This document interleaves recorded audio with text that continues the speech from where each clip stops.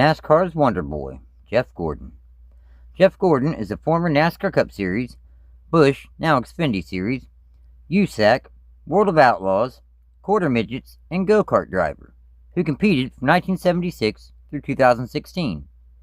He has been racing basically his entire life, and whatever he drove, success always would be found. In fact, so much success that early on, Dale Earnhardt dubbed Gordon the Wonder Boy. Earnhardt obviously knew talent when he saw it. I mean, Gordon has gone on to win everything possible in the NASCAR Cup Series more than once. Throughout this video, we are going to look at Jeff Gordon's career step by step as it went along. Born August 4th, 1971, Jeffrey Michael Gordon in Vallejo, California, to parents who divorced when he was only 6 months old. His mother, Carol, remarried to a man named John Bickford. Bickford would be pivotal in Gordon's first portion of his racing career. At the age of 5 in 1976, Gordon ran his first quarter midget race at Roy Hare Memorial Racetrack in Rio Linda, California. From there, Jeff only got better, winning 35 main events and setting 5 track records by the age of 6, winning an impressive 51 quarter midget races in 1979.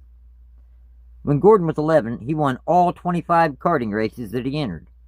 In a bit of a shocking move, at the age of 12, Jeff became bored with cars and actually made a short-sighted decision to start a career in water skiing. This before switching back to race cars within a year. Moving back into the racing world by 1985, the same year Gordon would score his first career sprint car victory. Returning to sprint car racing in 1986, Gordon won 3 races.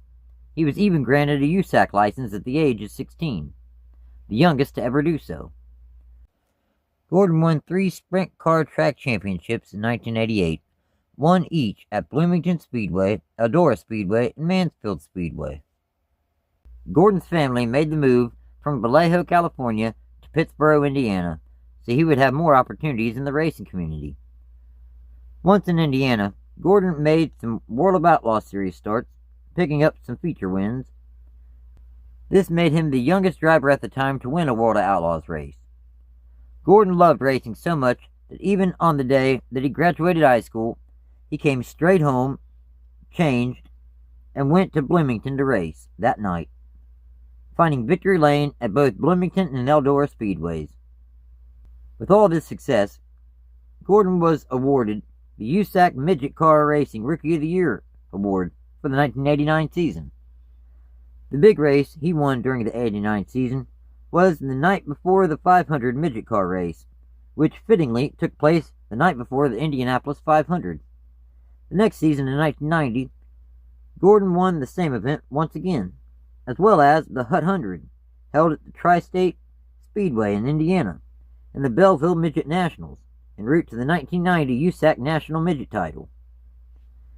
Jeff continued his run of success in 1991, capturing the USAC Silver Crown, which is a sprint car series, becoming the youngest driver to ever win a Silver Crown Series championship, also winning 4 Crown National Midget car races that same season. Throughout his midget car career, from 1989 through 1992, Gordon finished in the top 3 22 out of 40 USAC midget events. By this time, he had already gotten his NASCAR career started. Now, the folks in NASCAR was not the only ones interested in the young Gordon's talent. A little bit of interest from the IndyCar world, even a former Formula One driver, Jackie Stewart, offered Gordon a test drive in Europe, in Formula 3, but Gordon did not perform that test due to the fact he was already in contact with NASCAR. Restaurant owner Hugh Connerty brought sponsorship from Outback Steakhouse and put Gordon in number 67 Outback Steakhouse Pontiac to attempt a few races near the end of the 1990 Busch, now Xfinity Series season, making 3 attempts, qualifying once at Rockingham in the fall.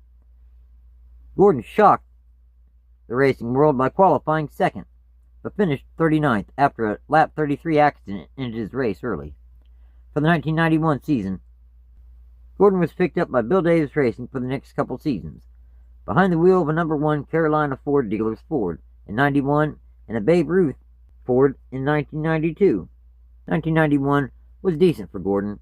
His best start was first at Rougemont in the summer, and his best finish was second 3 times, at Lanier in the spring, then Dover and Hickory in the summer. Overall, in 30 Xfinity Series starts, he scored 1 pole, 0 wins, 5 top 5s, and 10 top 10s, finishing 11th in final Xfinity Series point standings. Also winning Xfinity Series Rookie of the Year honors in 1991. Davis would make a key change for the young Jeff Gordon for the 1992 season. Keith Simmons had served as his crew chief in 91, but for the 92 season, Davis put Ray Evernham atop the pit box as Gordon's crew chief. And then number 1 Baby Ruth Ford was fast in 1992, qualifying for every single race. Gordon's best start was first, a whopping 11 times. Both races at Rockingham and both races at Charlotte. Richmond, Atlanta, and Lanier in the spring. Myrtle Beach, Volusia County, and Michigan in the summer, then Dover in the fall. As for Gordon's best finish, it was first 3 times. Both races at Charlotte, then Atlanta in the spring. Overall, in 31 starts, he scored 11 poles, 3 wins, 10 top 5s, and 15 top 10s, finishing 4th in final Xfinity Series point standings. With all the success that Gordon was finding, it was almost inevitable that he would end up in the top stock car series that there is, the NASCAR Cup Series. Originally, a couple different owners tried to sign Gordon to drive for them. The first was Jack Roush, though the fact that Ray Evernham and Gordon were a pair, and Roush only hired crew chiefs in-house, basically meant the deal fizzled out.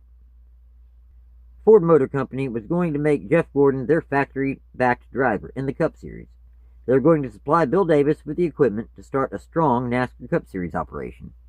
Gordon, Davis, and Ford got so close to signing that they had already met with some sponsors and everything.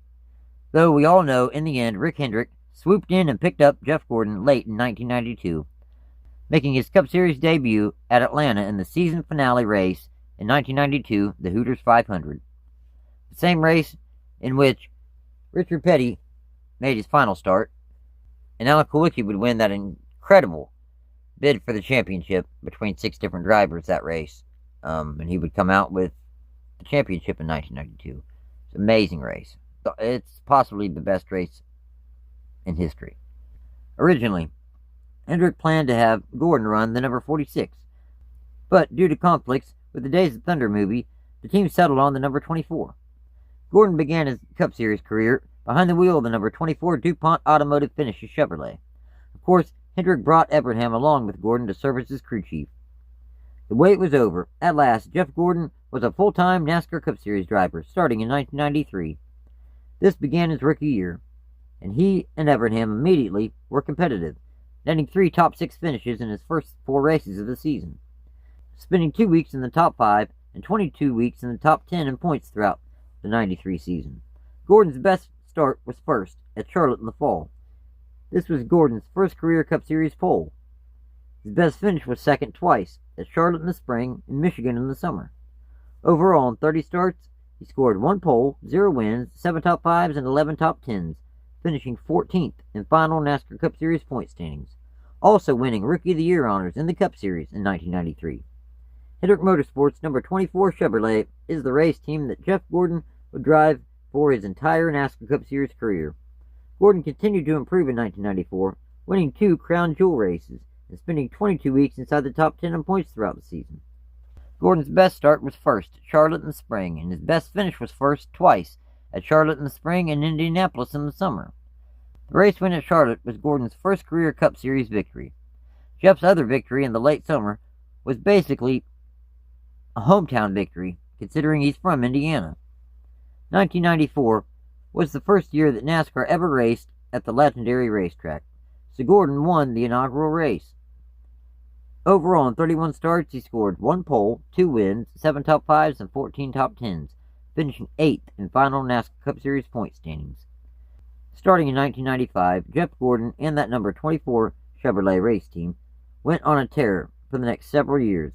Just in 1995 and 1996 alone, Gordon made 62 starts, scoring 13 poles, winning 17 races, 13 top 5s, and 47 top 10s, winning the 1995 NASCAR Cup Series championship. This was Gordon's first Cup Series title. Among the 17 races he won during these 2 seasons, Gordon won the 1996 Southern 500 and the 96 Talladega 500. Gordon would win the Daytona 500 the following season in 1997. This completed Gordon's bid for a Grand Slam. A Grand Slam is when a driver wins the Daytona 500, the Talladega 500, the Coca-Cola 600 at Charlotte Motor Speedway, the Brickyard 400 at Indianapolis Motor Speedway, and the Southern 500 at Darlington during their careers. Gordon found victory lane in '95 in the All-Star race as well. Gordon also ran the International Race of Champions, or the IROC Series, from 1995 through 2000. The IROC Series bore a strong resemblance to the more recent SRX Series, as each SRX race car was supposed to be even, therefore showing a driver's pure talent as opposed to how great of a race car his team could build. Gordon's lone victory in 24 career IROC starts came at Daytona in the spring of 1998. Overall, in 24 IROC starts, Gordon scored 1 win, 12 top 5s, and 22 top 10s, with the best points finish of 3rd in 1998. Gordon's dominance continued in 1997 and 1998, driving that number 24 DuPont Automotive Finishes Chevrolet to 23 victories, back-to-back NASCAR Cup Series championships. On top of an already amazing season in 1998, in which Gordon won 13 races out of 33 on the schedule, and won his 3rd NASCAR Cup Series championship in 4 years. He also became the 2nd and only other driver in history, other than Bill Elliott, to win the Winston Million, for winning 3 out of the 4 Crown Jewel events. Crown Jewel events consisted of the Daytona 500, the Talladega 500, Coca-Cola 600, and the Southern 500, leading the point standings for 41 weeks throughout the 2 seasons. Gordon's best start was first, 8 times, both spring races at Charlotte in 97 and 98, California and Richmond in the spring of 98, Pocono, Sonoma, and Watkins Glen in the summer of 98, then Loudon in the fall of 98. His best finish was first 23 times, both races at Rockingham, Bristol, and Charlotte races in the spring of 97 and 98, Watkins Glen in the summer of 97 and 98, Darlington and Loudon in the fall of 97 and 98, Daytona in the spring of 97, Pocono and Sonoma in the summer of 97 and 98, Pocono and Michigan in the late summer of 98, then Daytona and Rockingham in the fall of 1998. Then there was that time when Evernham and Gordon brought a number 24 Chevrolet to the 1997 All-Star race that was so cheated up that NASCAR said never bring this back to another race, banning the team TRX number 24 Chevrolet following their victory in the 1997 All-Star race held at Charlotte.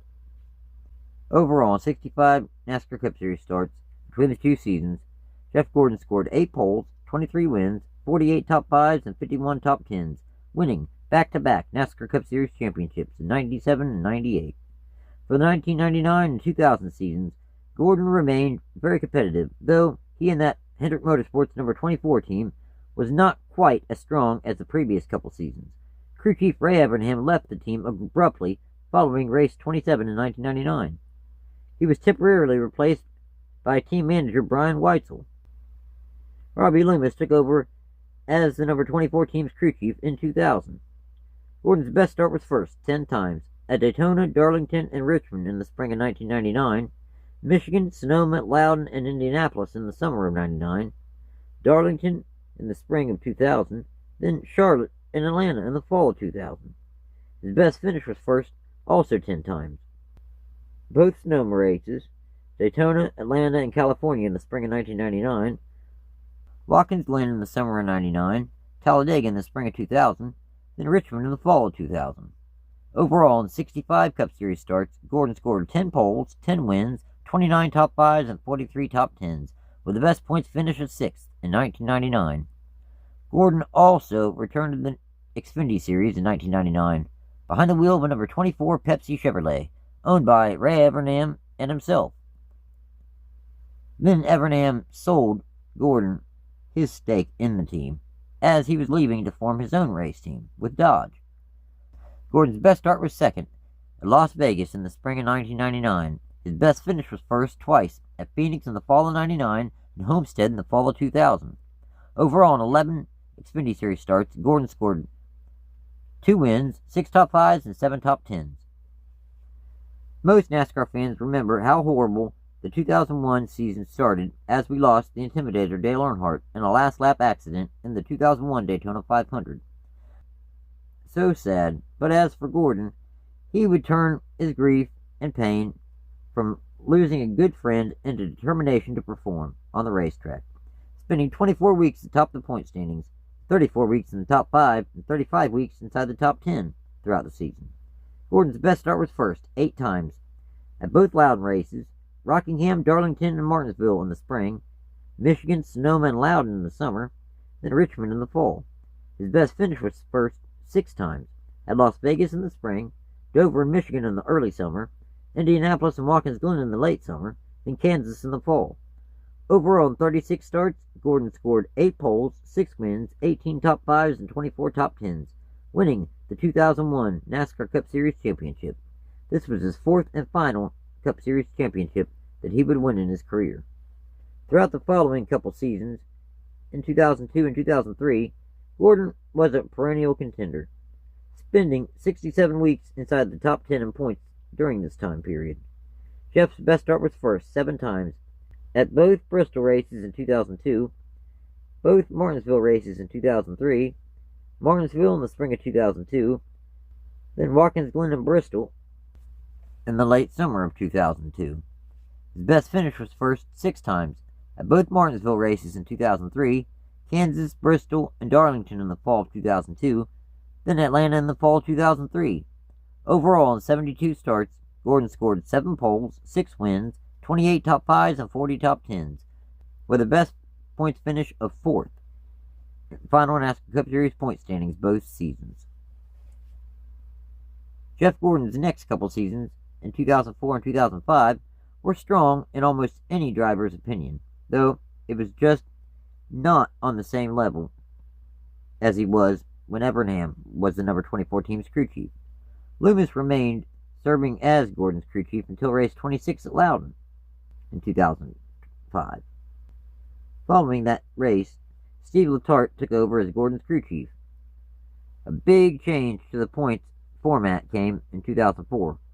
The adaptation of a former playoffs, the Chase, as it was called in its first few seasons of existence.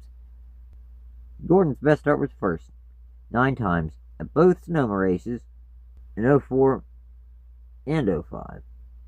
Martinsville in the spring of 2004, Michigan, Daytona, and Chicagoland in the summer of 04, Bristol and Loudon in the fall, then Phoenix in the summer of 2005.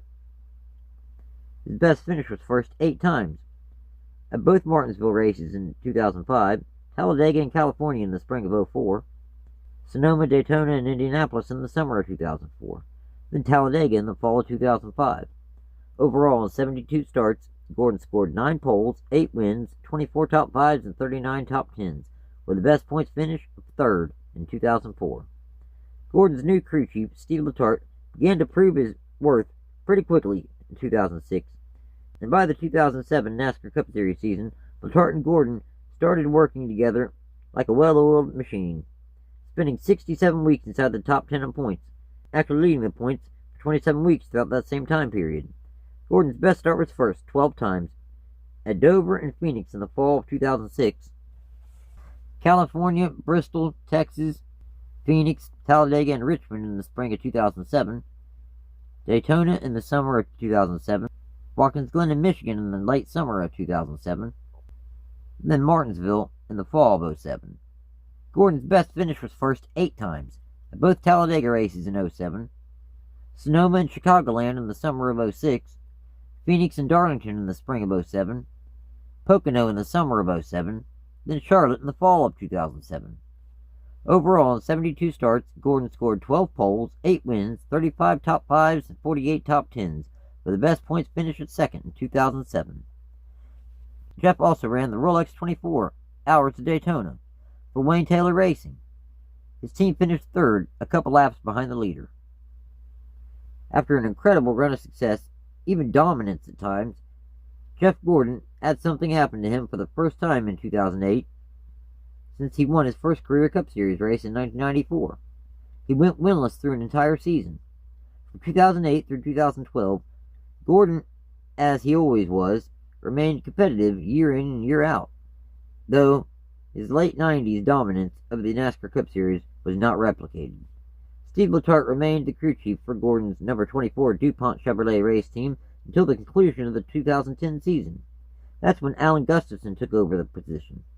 Gordon's best start was first 9 times, in Atlanta and Martinsville in the spring of 08, Dover and Texas in the fall of 08, Martinsville in the spring of 09, Texas in the fall of 09, Charlotte in the fall of 2010, Talladega in the spring of 2011, Talladega in the spring of 2012, and Loudon in the fall of 2012.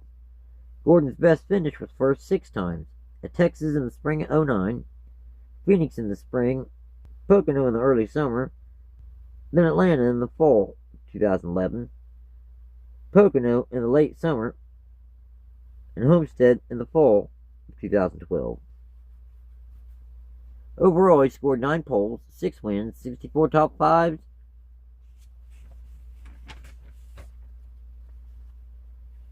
and 97 top 10s, with the best points finished 3rd in 2009.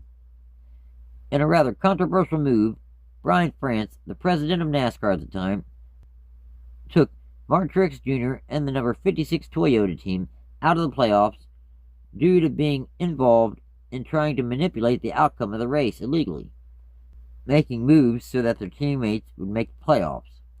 Once NASCAR figured this out, all of Michael Waltrip Racing was punished, and in a strange turn of events, Gordon went from not making the playoffs for the first time in his career to being a 13th entry in a 12-driver field. While Gordon's previous few seasons have been a bit of an up-and-down roller coaster, in 2013, Gordon would begin to turn his fortunes around a bit. Both he and his number 24 Drive to End Hunger Chevrolet Hendrick Motorsports race team. Gordon's best start was first, twice, at Richmond and Charlotte in the fall. His best finish was first in Martinsville in the fall. Overall, in 36 starts, he scored 2 poles, 1 win, 8 top 5s, and 17 top 10s, finishing 6th in final NASCAR Cup Series point standings. Jeff Gordon indeed looked a lot like his late 90s self in 2014. Gordon drove that number 24 Drive to End Hunger AARP Chevrolet to an incredible season, spending 20 weeks as the point leader, 31 weeks inside the top 5, and all 36 weeks inside the top 10 in points throughout the season. Jeff's best start was first, 3 times, at Watkins Glen and Michigan in the late summer, then Homestead in the fall. His best finish was first 4 times, at Kansas in the spring, Indianapolis and Michigan in the summer, then Dover in the fall. Overall, Gordon scored 3 poles, 4 wins, 14 top 5s, and 23 top 10s, finishing 6th in final NASCAR Cup Series point standings. That following season, in 2015, Jeff Gordon made the decision to retire at the conclusion of the 2015 season. All in all, Gordon's regular season was kind of so-so, but once he got into the playoffs, his worst finish was only 14th. Gordon led the series point standings for the previous 4 weeks heading into the season finale at Homestead. Gordon's best start was first 4 times at both Talladega races, Daytona and Las Vegas in the spring. His best finish was first in Martinsville in the fall. This would end up being Gordon's final Cup Series victory of his career. Overall, in 36 starts, Gordon scored 4 poles, 1 win, 5 top 5s, and 21 top 10s, finishing 3rd in final NASCAR Cup Series point standings. Indeed, Jeff Gordon did retire from active competition at the conclusion of the 2015 season. Teammate Dale Earnhardt Jr. had been experiencing some serious concussion-related issues, forcing him to miss the majority of the second half of the 2016 Cup Series season. Hendrick put Gordon in Earnhardt's number 88 as a fill-in driver for 8 starts during the second half of the 2016 season. Gordon had a few pretty solid runs, but he wasn't even close to how strong he was in the number 24 Chevrolet. His best start was 10th, and his best finish was 6th, both coming at Martinsville in the fall. Overall, in 8 Cup Series starts, Jeff scored 2 top 10s, Gordon made his return to the Rolex 24 Hours of Daytona in 2017, again driving for Wayne Taylor Racing. This time, he was able to win the event, which made Jeff only the fourth driver to win both the Daytona 500 and the Rolex 24. Following his retirement from racing in the Cup Series, Jeff made the move into the broadcasting booth for Fox, calling the Cup Series races. He remained in this role for 6 years, from 2016 through 2021. At the conclusion of the 21 season, Gordon quit as a broadcaster due to the fact he is the second highest official at Hendrick Motorsports. He remains at Hendrick Motorsports in this role to this very day. Jeff Gordon ended up being one of NASCAR's greatest drivers of all time. He sits third on the all-time wins list. He's won 4 NASCAR Cup Series championships. He was voted one of NASCAR's 50 greatest drivers in 1998 and one of the 75 greatest drivers in 2023. He is also a member of the NASCAR Hall of Fame, being inducted as part of the class of 2019. Also, Gordon is a multiple-time Grand Slam winner. So, in 805 NASCAR Cup Series starts, he scored 81 poles, 93 wins, 325 top 5s, and 477 top 10s, winning the NASCAR Cup Series championship 4 times, in 1995, 1997, 1998, and 2001. In 73 Xfinity Series starts, Gordon scored 12 poles, 5 wins, 21 top 5s, and 32 top 10s, with the best points finish of 4th in 1992. Thanks for watching, everyone. Take care.